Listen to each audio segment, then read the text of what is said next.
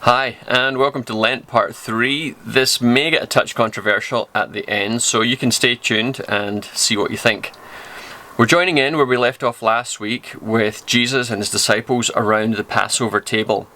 Now we know from the Gospel accounts that he basically reconstructs the story around himself, and it moves from being about a lamb in Egypt to being about himself in Jerusalem.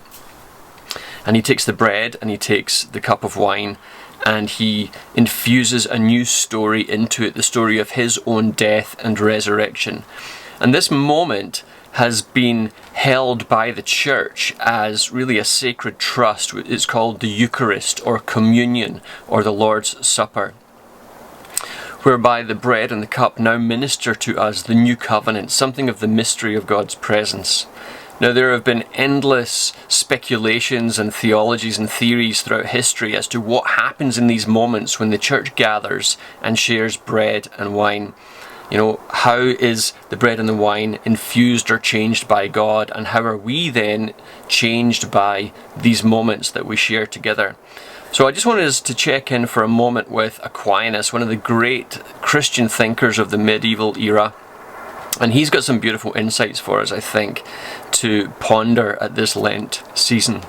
The way he presents this to us is to say, we have physical bodies, and our physical bodies have substance and matter. But we are more than just our bodies. Our bodies somehow hold our spirit, our reason, our will, our mind, our soul, our psyche. So we are more than just bodies. There's something spiritually mysterious and deep and profound going on within us.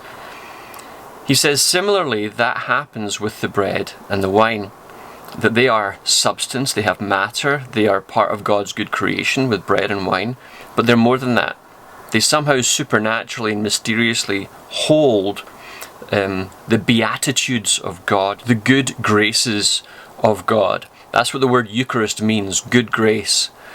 And so Aquinas acknowledges that the bread and the cup have this mysterious part in the economy of God's grace towards us, where they minister to us something more than just a memory, more than just a story, but something of God's good grace finds us in the bread and the cup.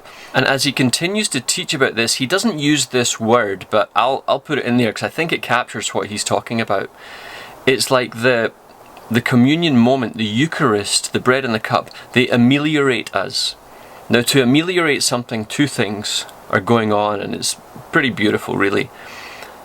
When something is ameliorated, it means that God would take on the contours of our lives. He would take on the texture of our lives. He would meet us intimately and exactly where we are.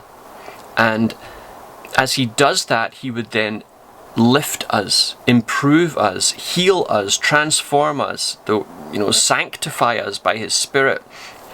Resurrect us, reconcile us. All these beautiful theological themes are unpacked for us in this moment when God ameliorates us, when he takes on the contours, the texture of our lives, and by his Spirit mysteriously then lifts us and does something beautiful with us. So Aquinas really leans heavily upon the sacraments as being really the primary venue of Christian transformation, Christian sanctification, and calls the church to really gather together in the presence of God and receive God's presence through the bread and the cup. Now, we know that in the current climate of COVID, we're not able to do communion as we normally have as churches, right? We can't do the big, large community gatherings and pass the elements around and receive them together.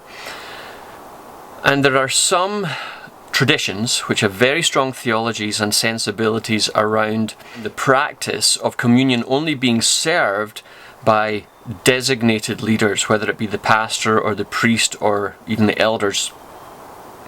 However, I think that in the current climate, there is still a grace to be had through the bread and the cup that can meet us as an individual.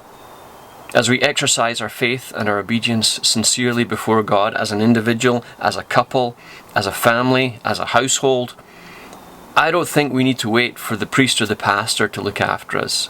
I think there is this thing called the priesthood of all believers, that we've all been invited to sit at the table And even although we are distanced by, the whole COVID thing, there is still an intimacy that we can have with God and with each other, and even as individuals, just with ourselves and God, to receive His Eucharist, to receive His good grace through the bread and through the cup.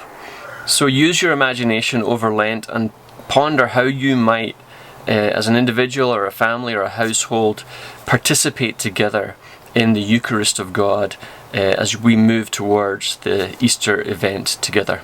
Till next time, peace.